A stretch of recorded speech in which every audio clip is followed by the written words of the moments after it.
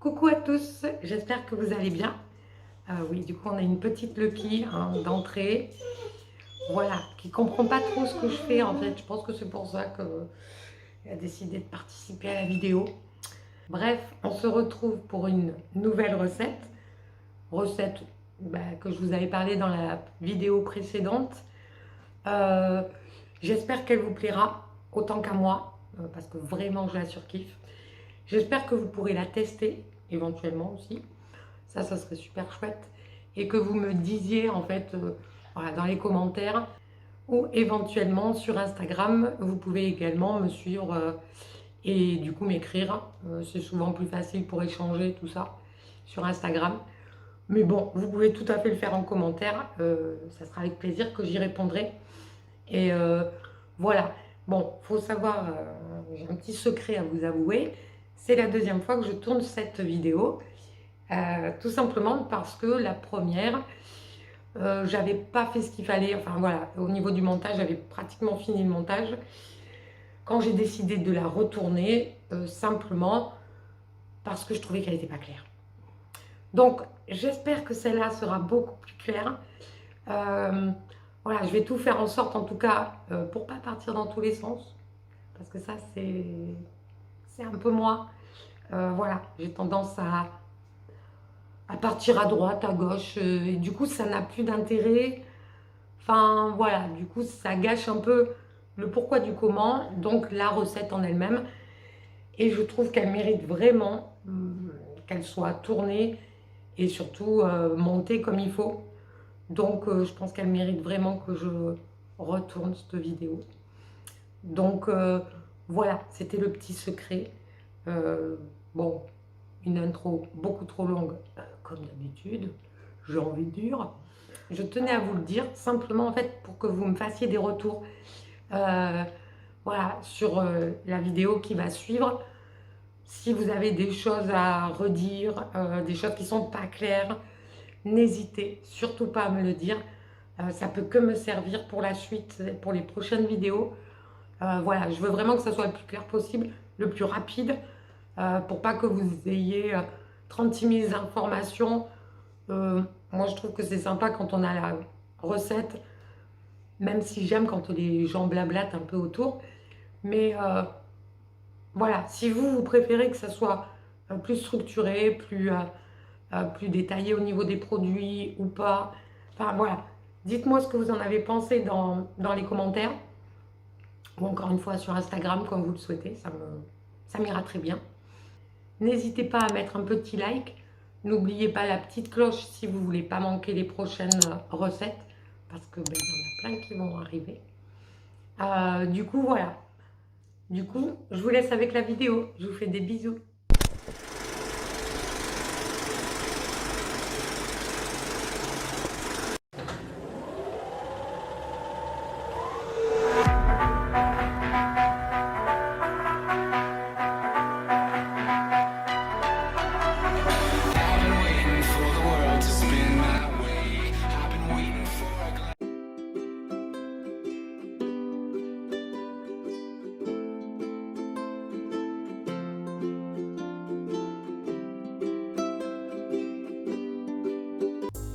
Du coup, vous avez pu voir juste avant tous les ingrédients qu'il y a dans la recette, plus également le dosage, du coup, pour faire la crème au mieux.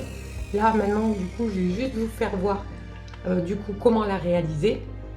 Donc, on va aller à l'essentiel. Comme je vous disais dans l'intro, on va essayer d'être clair et précis. C'est pas gagné, mais on va tout faire pour le faire en tout cas. Donc du coup, on se retrouve avec la rose de Damas. J'ai changé tout simplement parce que je n'ai plus de fleurs d'oranger.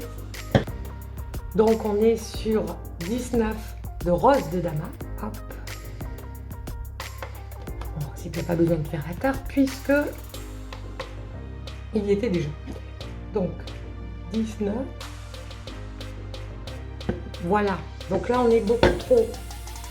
Donc heureusement que j'ai commencé par celui-là pour pouvoir le mettre dans dans la petite bouteille, hein, tout simplement. On a dit 19. On va essayer d'être précis. À peu près, hein. On n'est pas non plus. Voilà, 19,69. Ça passe. Hop, je refais la tarte parce que c'est beaucoup plus simple. Et du coup, le deuxième hydrolat, on est avec la carotte sauvage.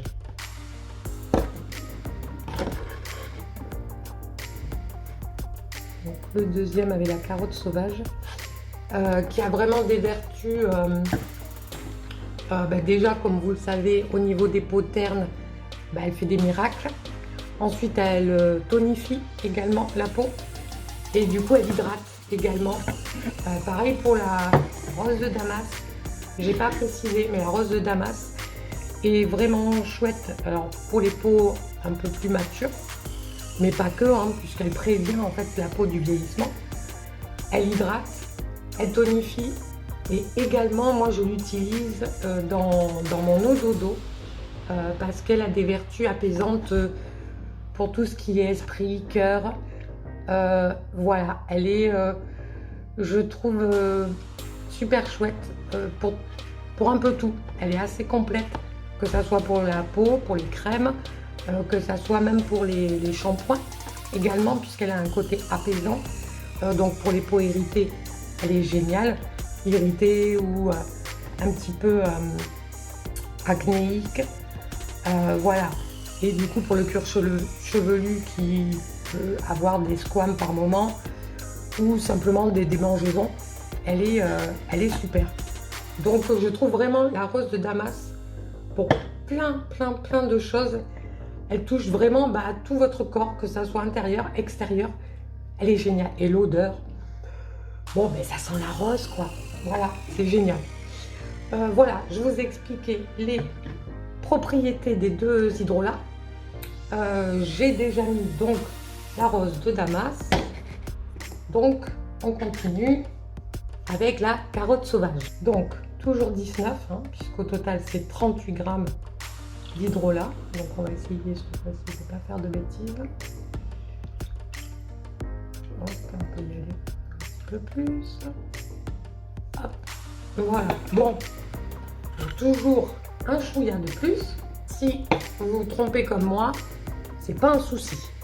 J'ai oublié de préciser dès le début de la vidéo, je l'aurais noté certainement, mais je préfère le redire. Tout mon plan de travail ainsi que mes ustensiles et mes mains ont été bien entendu désinfectés avant.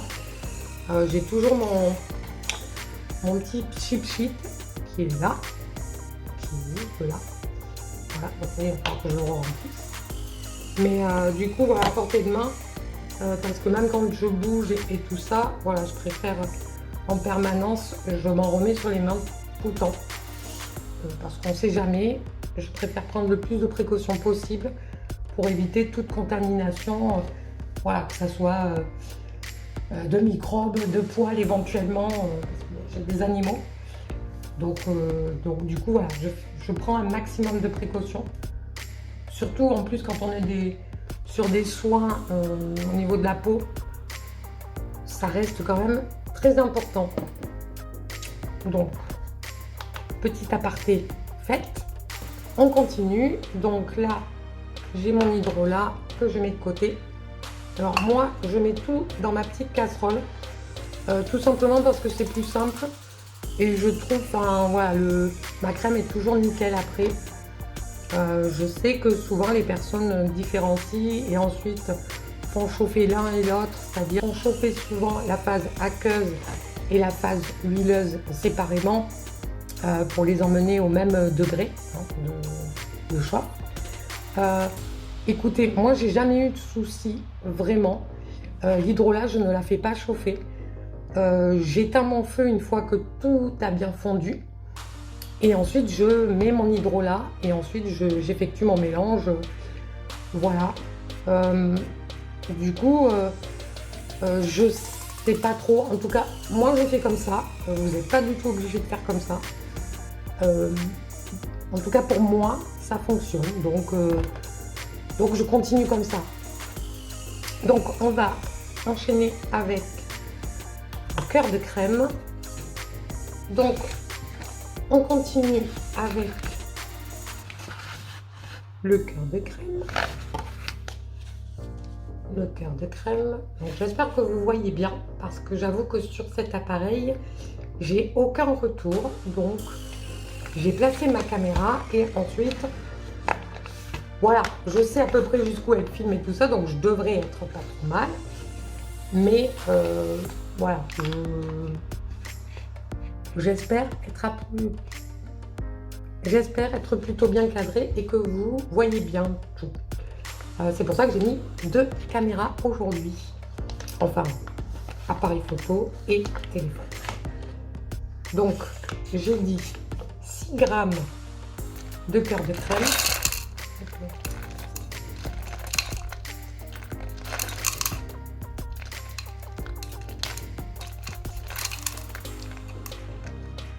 Hop. Donc, toujours un petit peu plus, hein, c'est pas très grave, comme je l'ai déjà dit. Du coup, moi, je le fais avec le cœur de crème parce que je préfère la texture.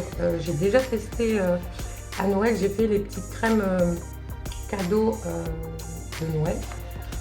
Du coup, avec la cire d'abeille blanche bio de chez Aromazone.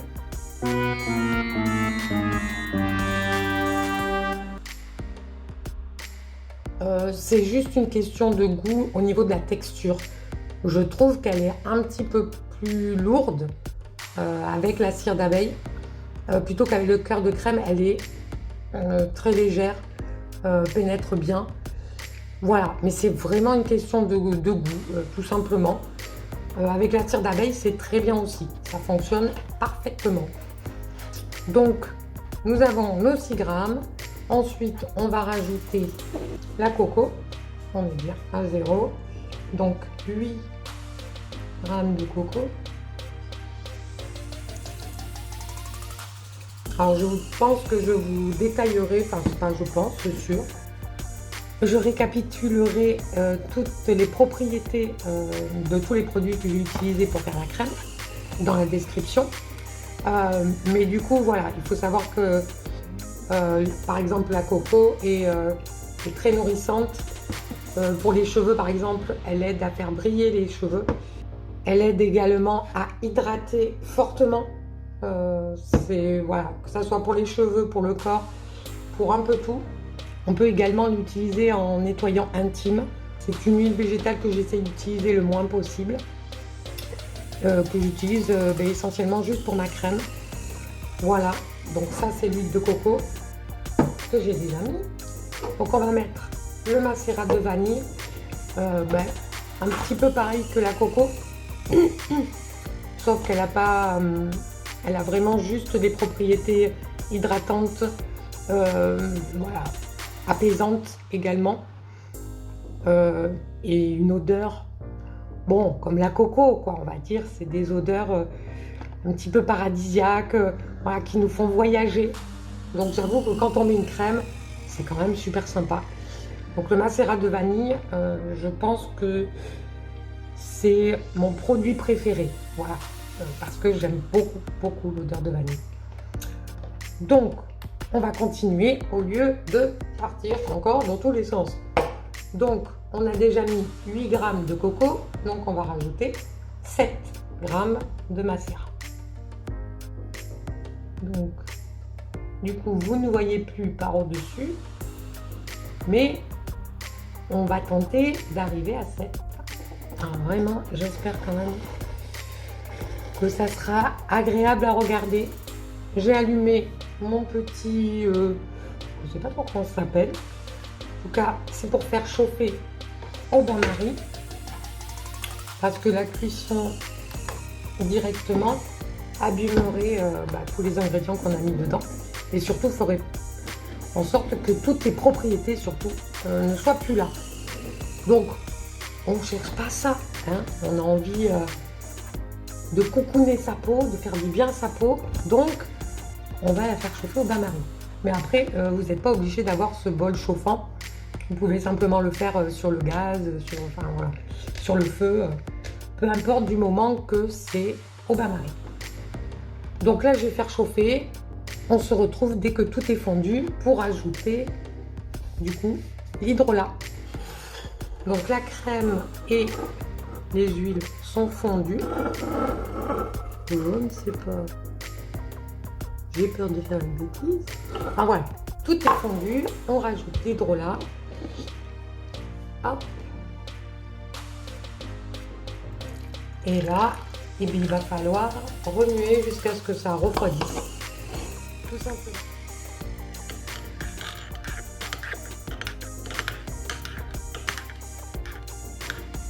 Donc, je vais rajouter de suite le Costegard puisque là, ouais, on est bien au niveau de la chaleur. Donc, on rajoute 11 gouttes de Costegard, donc qui est un antibactérien et voilà, qui permet de garder vos crêpes un peu plus longtemps. Franchement, vous pouvez bien les garder 6 mois sans problème. Donc, 11 gouttes et 11. Ah, ben, les gouttes par terre. Les points graves. Donc, Costegard rajouté. On continue à touiller. Là, la chaleur est pas trop mal. Donc, je vais commencer à utiliser l'engin de torture. Voilà. C'est parti, mon kiki. Si ça veut bien partir. Allez. Et doucement, doucement. Joli jumper, on se calme. C'est un excité quand même. On verra les dégâts à la fin. Non. Voilà ce qu'il devait.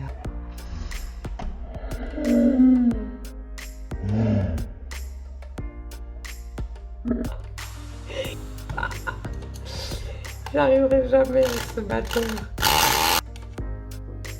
Voilà. Donc là, on est bon au niveau de la consistance, en tout cas comme moi je l'aime. Vous pouvez tout à fait la faire plus liquide, encore plus chantilly aussi. La monter vraiment comme une chantilly et alors ça, je trouve ça génial aussi. Parce que franchement, pouvoir se mettre sur le corps de la chantilly, vous rajouter un petit colorant, bien sûr naturel, par exemple rose, du coup ça fait une chantilly à la fraise. Ouais, je trouve ça trop bien. Donc du coup il suffit de la mettre dans un petit pot, ce que je vais faire de suite, et ça sera filmé à nouveau. J'ai redésinfecté mes mains à nouveau. En français c'est mieux. Alors du coup on va mettre ma petite crème dans mon pot du coup de récup. C'est un petit pot de confiture. D'ailleurs, confiture qui était très très bonne. Voilà, voilà. Au passage, même si tout le monde s'en fiche un petit peu, mais moi je me suis régalée avec ma petite confiture. Alors voilà, j'espère juste que ça va rentrer. Sinon, j'utiliserai un autre petit pot.